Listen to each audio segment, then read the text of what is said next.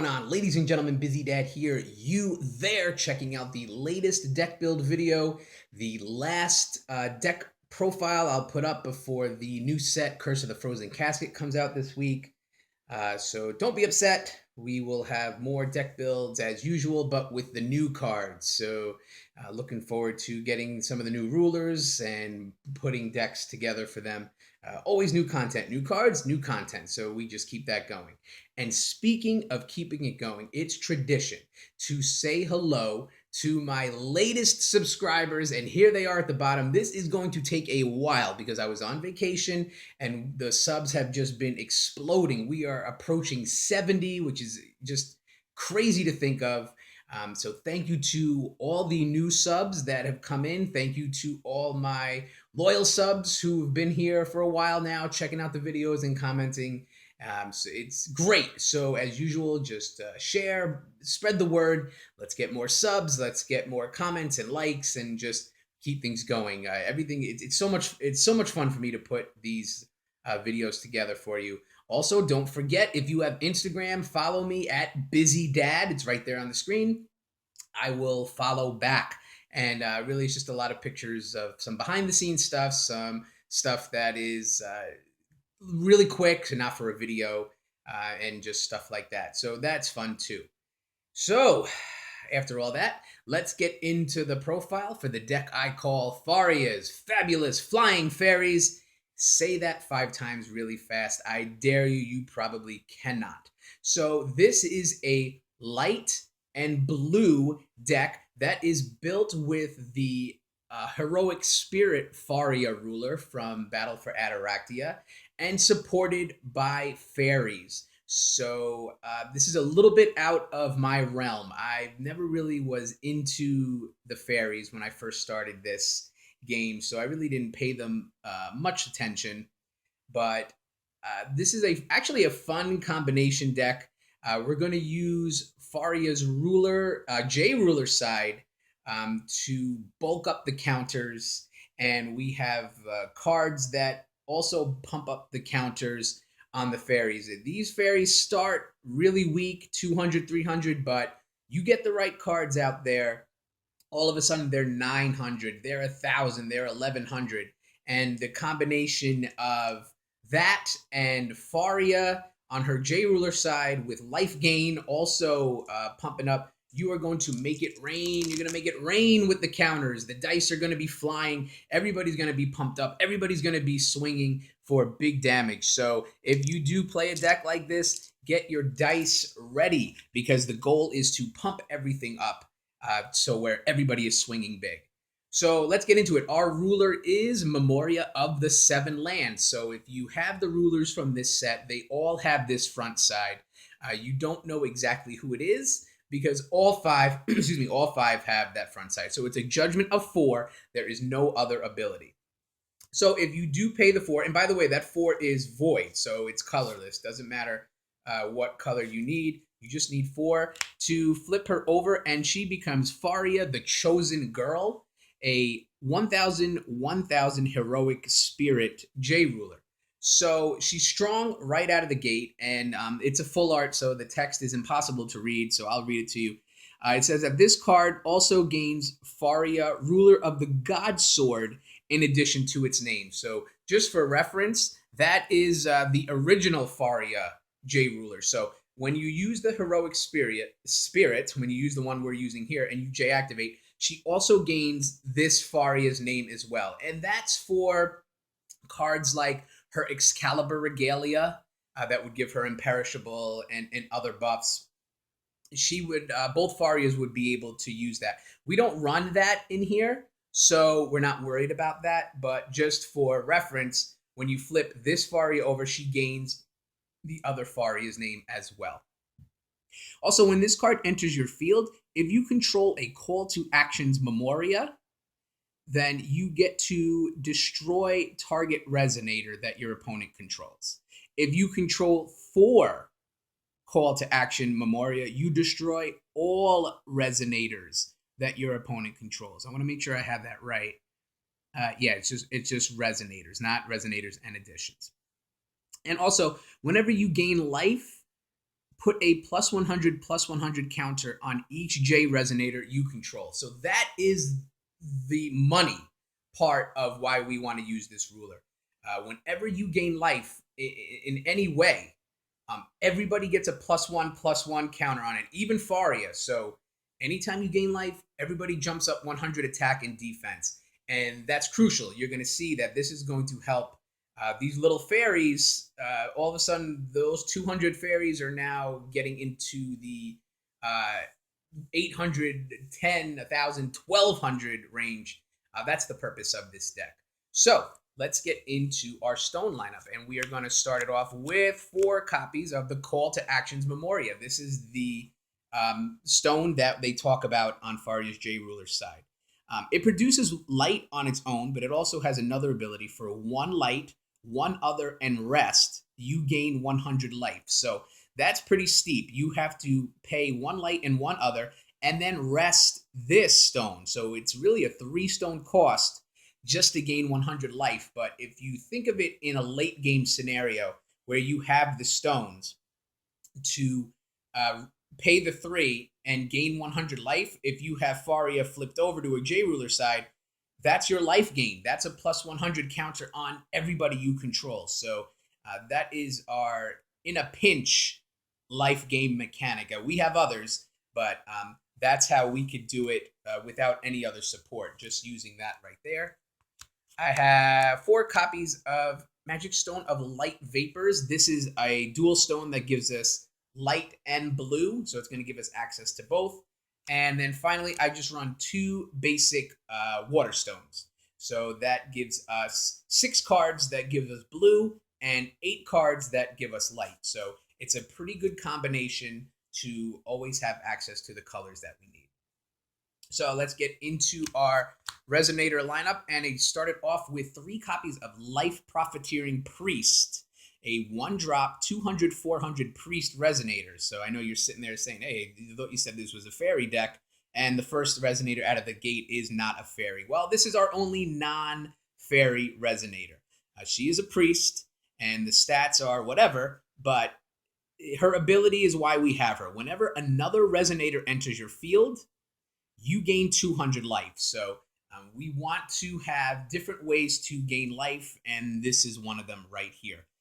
She's good in this deck because not only will she help us get more counters if we have Faria flipped over to her J Ruler side, but the fact that the fairies are so low cost, we run basically just 1 and 2 drop fairies here, that if the priest is on the board, especially mid-game, and we can get 2 fairies out on 1 turn, or maybe 3, that's just more life gaining that we're getting.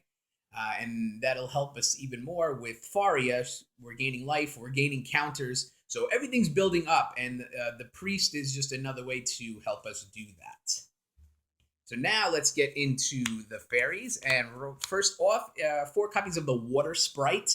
It's a 1-drop, costs 1 blue to play. A fairy Resonator, 200/300 with flying. And whenever this card enters your field, reveal the top card of your main deck. If it's a fairy Resonator, put it into your hand. This deck is built, about half of the deck are fairy Resonators, a little under half. So you have a good shot of pulling revealing a fairy Resonator when you put her out there. And if it is a fairy, then you get to put it into your hand, which is great, especially in the mid game if you have extra stones and you could pull another fairy that's low cost. You can potentially play it that turn as well. And if you have the priest or Faria flipped over, it's life, it's counters, it's everything like that. So the Water Sprite is pretty good. I have 4 copies of the Light Sprite. So we're seeing the theme here. 1 light to play, another 200/300 with flying. And if you rest it, you gain 100 life for each fairy you control. So again, we're seeing our life gaining mechanic here. This is really good when you draw and before recovery. If you have the Light Sprite recovered, you draw your card, rest her before recovery, and you gain 100 life for every fairy you control. She also looks for herself. So just having her out there, you're going to gain a minimum of 100 life. And again, with Faria, that's going to give us our counters and just give us more life. Who's going to complain about gaining more life? 4 copies of Queen's Envoy. This is another 1-drop blue fairy resonator. 200, 300 with flying. So again, all the fairies are going to fly. It is Faria's Fabulous Flying Fairies, after all. So these guys are all going to fly. 200, 300. And this card can block while rested. So that's a unique ability. And it's going to come in handy later on, as you'll see. But it's also nice to know that you can attack with her for flying. Most likely the damage is going to get through. And then when you do have her rested, when it's your opponent's turn, you can also block with her, even though she's rested, which is really nice. Maybe a sacrificial lamb. If somebody swings pretty big and your Queen's Envoy is rested, you can just still block and take the hit to avoid the damage. So that's a pretty good ability. I have 4 copies of Elaine the Fairy. This is a 2-drop, 400, 400 with flying. It is a fairy. But it also has an awakening cost for 1 more light. So if you do pay that, it's going to cost you 3 to play instead. But the awakening is good. When this card enters your field, if you pay it, search your main deck for a card named Protection of the Fairies, reveal it, and put it into your hand. Then shuffle your main deck. Protection of the Fairies is an addition that you can add for free as long as it goes to a fairy and it pumps them up +2/+2. We have that card. We're going to get to it later. So it's definitely worth paying the awakening if you have the extra stone, but it's also not completely necessary because Elaine also has another good ability.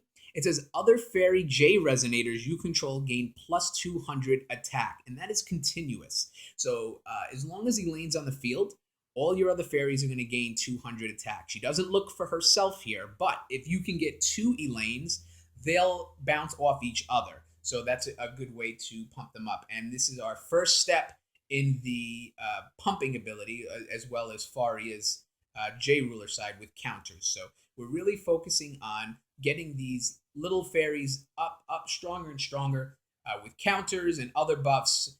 And then all of a sudden they become real problems, especially because they fly, and those are tough to block.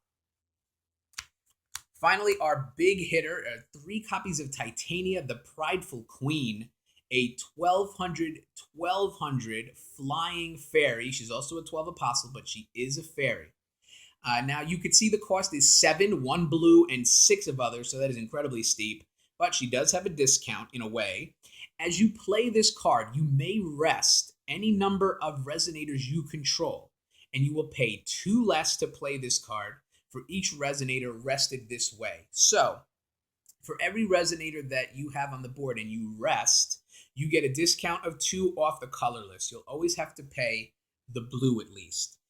This comes in pretty useful because the fairies are so cheap, and if your opponent lets these fairies stay, or you can get a few out there and rest, even resting 1, a Titania becomes a 5-drop to play. If you can rest 2, she becomes a 3-drop. And all of a sudden for 3, you got a 12/12 flyer on there. And also, other water resonators and other fairy resonators you control gain +2/+2. So just with her on the field, all your fairy resonators are getting another 200 bucks. So you're seeing the theme here. One thing I did check into, the wording, if you have a water fairy resonator, such as the Queen's Envoy, they don't get a double discount. You don't get +200 because she's water, and you don't get another +200 because she's a fairy. I wish that was true, but I talked to somebody at my local who plays a lot in the bigger tournaments, and no, it's just a one-time buff. But the reason why I have the Queen's Envoy up here is because these cards go hand in hand. If you have the Queen's Envoy on the board, you can rest her to give Titania the discount. And even though she's still rested, if your opponent swings at you, you could still block with her. So could be used as a sacrifice if needed in a pinch, but it's also good to have her because with Titania, she becomes a 400, 500. Titania is part of the whole buff package that we have here. Elaine and Titania on the board are going to give 400 attack to each of the other fairies. So definitely a good card. And not only that, but she's a 12/12 flyer herself. It makes her extremely dangerous when she comes out on the board. One note before I go into the additions is this card right here. And I know a lot of people who play Fairies will play this card. This is Vivian, the Lady of the Lake. I only have one copy of her, so it's tough for me to work her into this deck. She is very good, and I don't mind replacing one of the Fairies with her when I'm experimenting because there is a way to search her out. But she is a 5/7, a 3-drop with flying, and if you rest her, you can put a Fairy Resonator with total cost of 1 or less from your hand into your field. So that is very good to get a 1-drop Fairy in for free. Whenever a Fairy Resonator enters your field, Fairy J Resonators you control gain +2/+2 until the end of turn. So again, just another extra way to buff and add counters to your Fairies, even though it's just till the end of turn. If I had more copies of her, I would probably put her in the deck. The deck is very good without her, even though she's one of the Fairies that people really love to play. But even though just one copy of her, you can replace a water sprite or a light sprite with her, and it's just fine. There are ways to search her out. She's not officially in this deck, but I did want to make a footnote of this because she is very good, and I know a lot of people, they'll see this deck and they'll be like, oh, where's Vivian? You don't run Vivian? I don't, only because I have one copy of her, and I'm not boo-hooing about it. It's just I only have one copy of her. So she can be used, but I don't have her as part of this deck. And we'll get into that searching ability in a minute. So our additions are first, and here's 4 copies of Protection of the Fairies. This is what we can search with Elaine's Awakening if we do. And it's a 1 light Resonator edition, but you may pay 1 light less to play this card if it targets a Fairy Resonator. So, I mean, we run all Fairies, so this is pretty much a free card. Added Resonator gains +200/+200. Again, we're continuing the buffs. And if you banish this card, you can prevent the next damage that would be dealt to target Resonator until end of turn. So that's a nice little escape clause. If someone takes a big swing at one of your Fairy Resonators or any Resonator, you can banish this card and prevent the damage that would be dealt to it. Now, it does say prevent the next damage, not all damage. So you could save them once. If your opponent has a second bullet in that chamber, you're not going to be able to save them the second time. But you know what? For free and an extra 200 and the ability to save your Resonator from damage, this is a pretty good card and pretty much a must-have when you're dealing with the Fairies.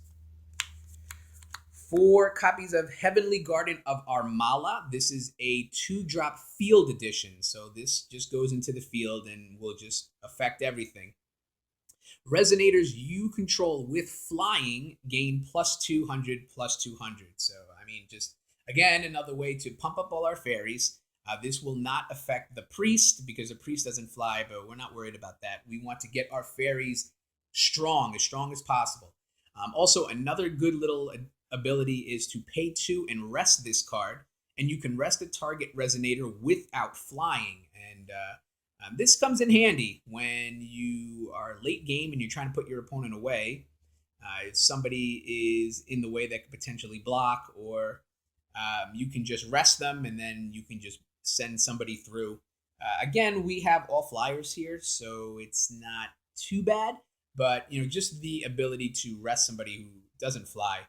I mean, why not? If they're in the way and you can swing for game, why not do it? So definitely a good card. I originally had 3 of these, but decided to pump it up to 4 because these additions stack. So if you can get 2 on the field, your flying Resonators now gain +4/+4. So while we're using all these different ways to pump up our Resonators, it just makes sense to have another one in there.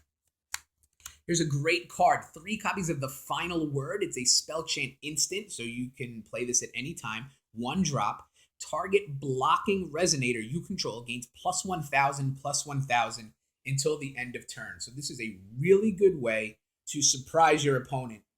Excuse me. They swing at you with even somebody big like a Maribel or Gwyber, and you have one of your Fairies on the field, a water sprite, a light sprite. Even if they're just buffed up a little bit, you declare a block with them and play this card. And all of a sudden, they're a 12-13 or a 14-15. So not only could they potentially withstand the big hit, they will kill your opponent's Resonator. And that is definitely fun to see. Your opponent swings at you with a Gwyber, and they think they got you. You block with a Elaine, who's a 4/4, and then play this. Elaine's a 14/14. She doesn't die. Their Gwyber dies. Definitely fun. I just like that defense and the counter punchability. And this will definitely surprise your opponent and also get in their head, because once they know you play this card, if you have a stone open on their turn, who knows? Maybe they'll think a little bit before attacking, just in case you have this card to blast them again. So fun card to have. Guys, I really try to build my decks with unique cards, and I don't really want to spam the same cards over and over. But if I'm running blue, this card is so sweet. It's 4 copies of Sniping from the blind spot. You've seen me play it in a face-off where it basically just set me up for the win. It's a 1-drop instant, 1 blue to play. You can play it at any time. Return target rested Resonator to its owner's hand. I mean, it's such a money card. Your opponent swings at you. It's going to take out your fairies, or it's going to take you out potentially, hit you with some big damage, or there's some sort of residual effect or ability that happens if they deal damage. You spend the blue, you throw this down. No, that Resonator is going back to your hand, especially if it's a real expensive Resonator. Ask Mike Harley about his Behemoth. You can really just disrupt plans and really frustrate your opponent. No damage gets through. That Resonator goes back in their hand. They wasted all those stones to set up a big attack. I think if you're running blue, this is a must-have. I mean, if not your main deck, your sideboard. It's such a great card. One of the best cards in Vingolf too. So I was trying to avoid it, but you cannot resist. I have to put this in the deck. And finally, 3 copies of Circle of Trust. This is a spell chant, 2-drop. You can only play this on your turn. And when you do play it, you have a choice. You choose one. You either search your main deck for up to 2 Fairy Resonators, reveal them and put them into your hand, then shuffle your deck. Or the other choice is all Fairy Resonators you control gain +4/+4 until the end of turn. Both choices are excellent, because if you're short on fairies, you could play this, go into your deck, and search out any 2 that you want. Maybe get the Titania, get an Elaine, Light Sprite if you need life, Queen's Envoy. Any one of your fairies, you can grab up to 2 of them. Or if you have a good enough board presence with your fairies and you're in good shape and you really want to send out a big attack, maybe to end the game, you can pump them up another +4/+4 in addition to any other buffs that they have. And who knows, maybe that puts all of your fairies over 1,000 attack. They all fly, they can all swing, and potentially end the game. So this is a pretty good card. I originally had 4 of these and 3 of the Garden of Armala, but I found that switching that up, even though with just 3, I run into this card a lot. And you really only need 1 when it's important. So I found that dropping this to 3 has not hurt me. I haven't been missing this card by letting go of the 1. So having the 3 so far so good has been working out. So I want to go into the sideboard. Sideboard is always situational. 4 copies of Gathering of Fairies. This is a 1-drop spell chant, so you can only play this on your turn. And it's pretty simple. You gain 1,000 life. That is huge. So another life-gaining mechanic to help us out with Faria. Plus, I mean, when your opponent has you close to death and you throw one of these out there, let alone 2 of these, that's real frustrating. If they got you down to your last 1,000, all of a sudden you play one of these, now you're 2,000, 3,000. So very frustrating, and very good to have if you play somebody who's aggressive. You can always switch this in to help keep your life gain. 4 copies of Fairy Flower Extract. This is a good card. It is a 1-drop Resonator edition. We want to use this on our opponent's Resonators 99 out of 100 times. Added Resonator becomes a 200/300, so that's really good. Your opponent can pump up their Resonator all they want, or if they got somebody huge like a remote control Golem or a Gwyber that's pumped up, or anybody that's big, you slap this on them, and no matter what, they're just 200/300, and you could let them attack you, and you could take the damage, or just do whatever you want. The only negative to this card is, with the exception of the remote control Golem, that can't be destroyed. Any big Resonator that you put this on for your opponents, 9 times out of 10, I'm assuming they're just going to let that Resonator either die or get killed just to remove the addition. So it almost seems like a little bit of a waste of a card, but not really, because if they have really big, strong Resonators, you put that on there and really just takes all the wind out of their sails, at least for that Resonator anyway. 4 copies of Protection of the Seraph. This is a pretty good card. It's another Resonator edition, but you want these on your Resonator.